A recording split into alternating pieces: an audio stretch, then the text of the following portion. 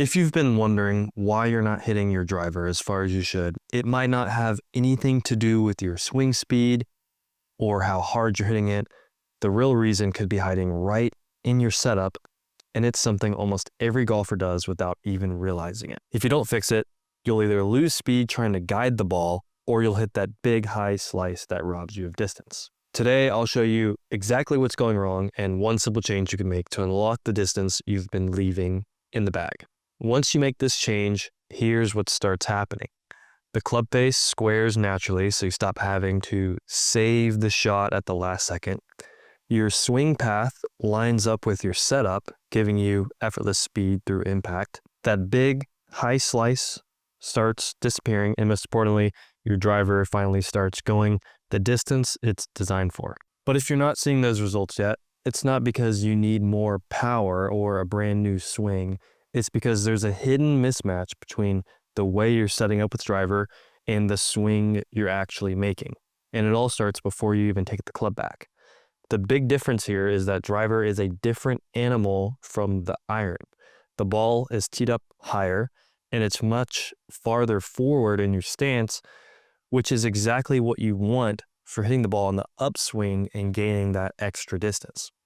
Now, you probably already knew that, but just in case, having driver farther forward in your stance lets you catch the ball as the club is moving up.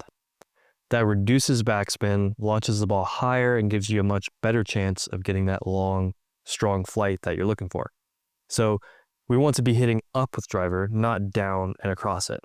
But here's where most golfers go wrong, and it's costing you both distance and accuracy. They step in, look down at that forward ball position, and without even realizing it, their body turns to face it. That little subconscious adjustment opens your stance, your shoulders, and your forearms so that you're now set up to swing down and across the ball. The exact opposite of the high, powerful drive you're after. With an iron, this isn't an issue. The ball's in the middle of your stance, you're naturally square, and your forearms line up perfectly with the target line. Both driver, if you let your body open to that forward ball position, your forearms are now pointed left before you even start the swing. And from that setup, the path is across the ball, the strike is weak, and you're leaving yards out there. Instead, even though the ball is forward, roughly off your lead heel, your forearms need to stay parallel to the target line. That one setup key unlocks the upward strike and square contact that sends drives farther and straighter. In a second, I'll show you an awesome little setup tip that makes this automatic so you don't even have to think about it on the course. But first, we need to talk about the other crucial step to hitting driver as far as you should, and that's getting control of the club face. Because if your grip isn't right for driver, the whole swing turns into one big compensation, and no amount of perfect setup will get you the full distance you're capable of. One quick note before we continue in the video: if you're serious about improving your golf game, I've created a brand new laser training system inside the ManningGolf Academy that helps you implement the natural bounce swing perfectly from setup to impact, fast, simply, and easily. Click the link in the description to start now. And one more note that I have to point out: with our irons, we can get away with holding on to angles and getting our body into weird positions. But with driver, we can't manipulate it. If we are swinging fast, as we should be, then we're going to have to let the club swing. So the driver is much more about technique and getting the setup right and the grip right than any other club, because there is the least amount of margin for error because we are swinging the fastest. So the least amount of manipulation.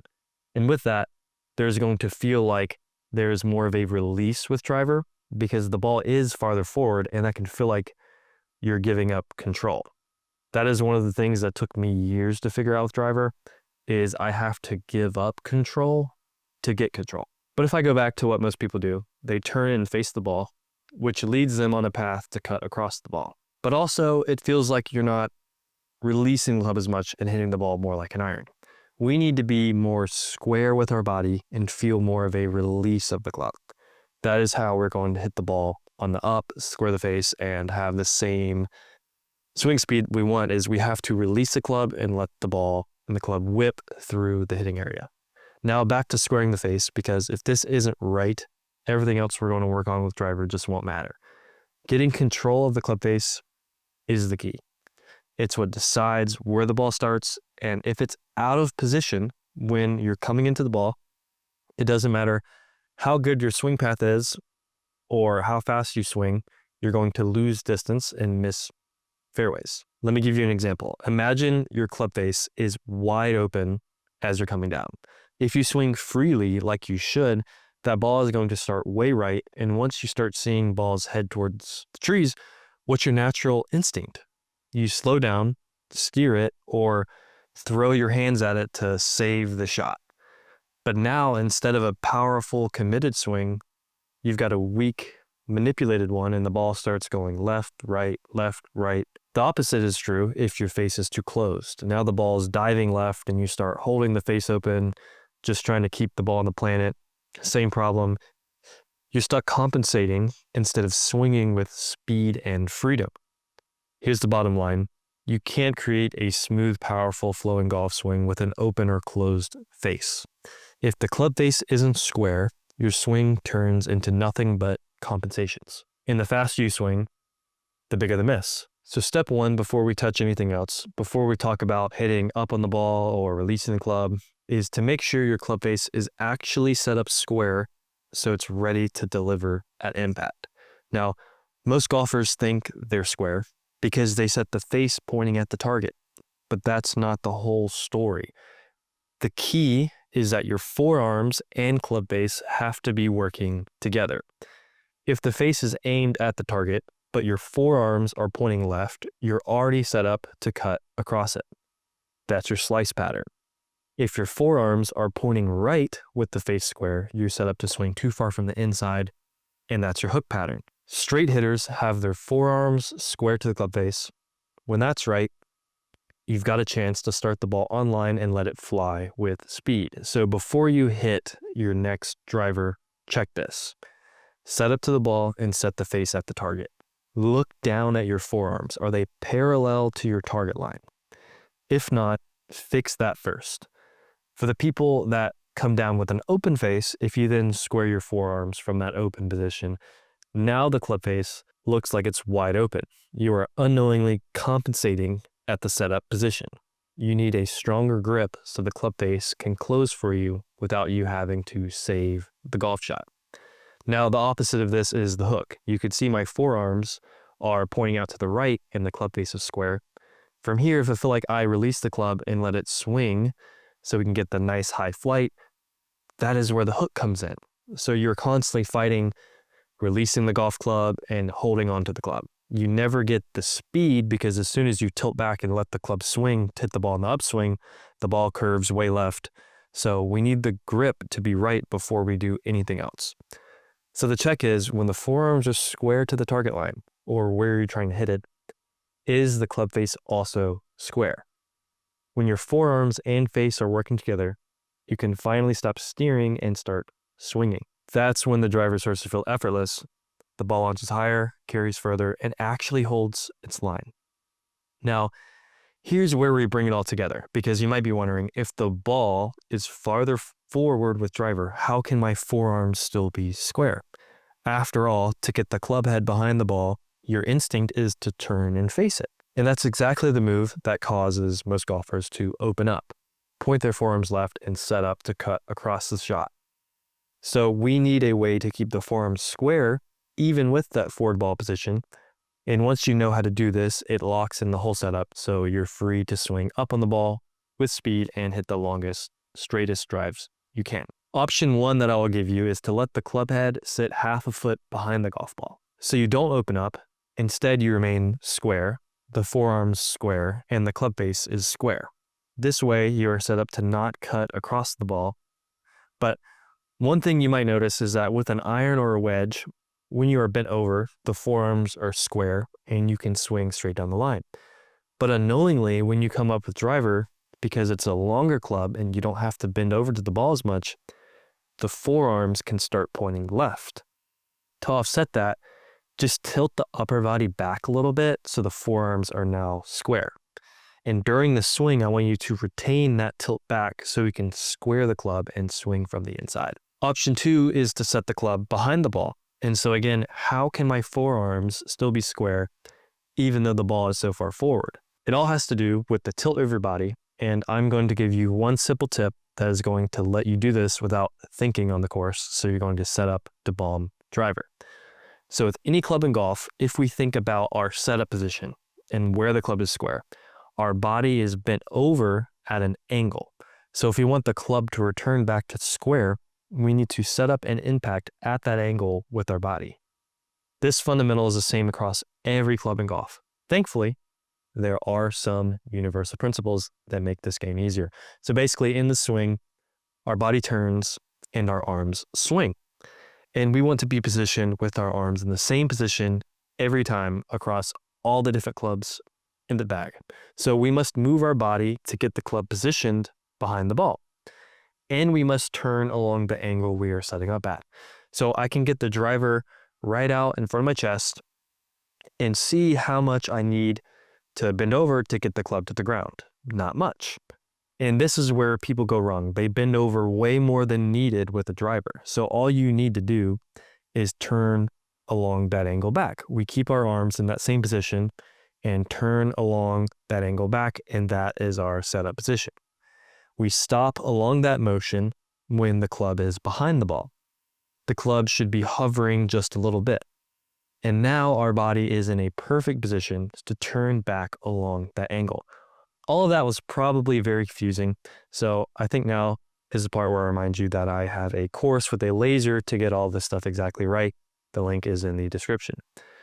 But I also have a tip that is going to help you get in this position where the club is right behind the ball. The face is square and the forearms are square. So if we pause the setup position I'm in, my lower body is in a very different position than it is normally in. My lead hip is bumped forward, and this allows my upper body to be tilted back.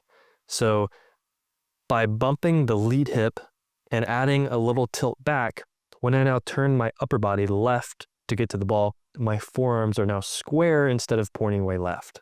So when you're on the course with driver, give the lead hip a little bump, tilt back a little bit, and you can now have the ball more forward and still be swinging from the inside. When you put all this together, the forearms square to the face, the tilt that matches the forward ball position, and the freedom to let the club release, you stop fighting the driver and start letting it work for you. No more steering, no more feeling like you have to guide it into the fairway. You set up in a position that makes the swing simple, repeatable, and built for speed. From there, the ball launches high, carries forever, and actually stays on line. That's when the driver starts feeling fun again, when you can stand over the ball knowing you've done everything right before you even take the club back. And the best part, this isn't about grinding for months to rebuild your swing. It's just a small setup shift that gives you the path, the face, and the speed you've been missing. So the next time you step up to a tee box, remember, square the forearms, match your tilt to the ball position, and trust the release. That's how you finally start hitting driver the way you've always known you could. If you've made it to this point in the video, I have to let you know something. You are one of the 10%. I have the stats on the YouTube videos, and only 10% of people ever make it to the end of the video. People's attention spans nowadays are not that great, but you have what it takes. But I'm also going to keep it real with you. If I step back to past Nate from 8 years ago, does he start hitting driver good from the video you just watched? Probably not. What he needed more than anything was a system, not a bunch of random tips, but a system. He never improved from random tips like you just watched in this video. He finally improved when he had a system to learn the golf swing, and he finally improved when he learned this simple logic. The only two things that happen in the golf swing is the body turns and the arms swing. There's so much conflicting advice and random tips out there, but if you can master these two fundamentals, work on turning the body in the same way every time and swinging the arms in the same way every time, you're going to be set up to play your best golf ever. And I've created the simplest, fastest way for you to learn to do these two things exactly right, which I call the natural balance swing, with my laser course. Once you join the academy, you get access to this course. And for the handful of golfers who don't want to waste another season stuck in the same cycle, who want to skip all the trial and error and finally have a swing they can trust, I do offer private one-on-one coaching. This is where I work directly with you until your swing is consistent, repeatable, and reliable every single round. We strip away all the noise and we focus only on what matters for your game, and we lock it in for good. It's not for everyone. In fact, I can only take a very small number of students, so I can give the students that I do take the time that they need. But if you're one of the golfers who's ready to invest in yourself, this is the fastest, most certain path to becoming the golfer you've always wanted to be. The link's in the description. Click it, see how it works, and if there's a spot open, grab it.